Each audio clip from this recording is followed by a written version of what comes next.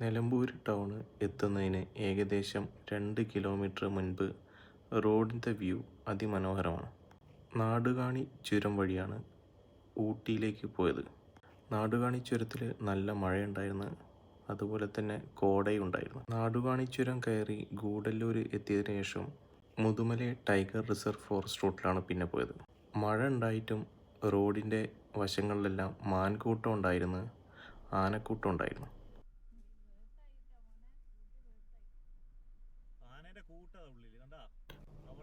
Mudumalai tiger reserve ഫോറസ്റ്റിൽ ഓൺലൈനായിട്ട് jungle safari book ചെയ്തിട്ടുണ്ടായിരുന്നു. നാടുകാണി ചുരത്തിൽ നല്ല മഴയായതുകൊണ്ട് തന്നെ അവിടെ എത്താൻ 1 മണിക്കൂർ ലേറ്റായി. ഫോറസ്റ്റ് ഓഫീസറോട് റിക്വസ്റ്റ് ചെയ്തിട്ട് അവസാനം ജംഗിൾ സഫാരിക്ക് അലോട്ട് ചെയ്തു.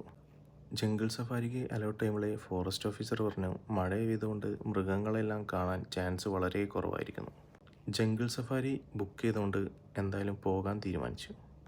അങ്ങനെ കാട്ടിൻ്റെ ഉള്ളിലൂടെ ഏകദേശം 1 മണിക്കൂർ ജംഗിൾ സഫാരി കൊണ്ടുപോയി. കുറേ മാൻകൂട്ടത്തെ കാണാൻ പറ്റി, വേറെ മൃഗങ്ങളൊന്നും കാണാൻ പറ്റിയില്ല.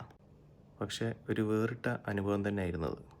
മുതുമല ടൈഗർ റിസർവ് ഫോറസ്റ്റിൽ ജംഗിൾ സഫാരിക്ക് അവർ പറയുന്ന ആ സമയത്ത് നമ്മൾ അവിടെ എത്തിച്ചേരണം, ഇല്ലെങ്കിൽ പിന്നെ വളരെ ബുദ്ധിമുട്ടായിരിക്കും.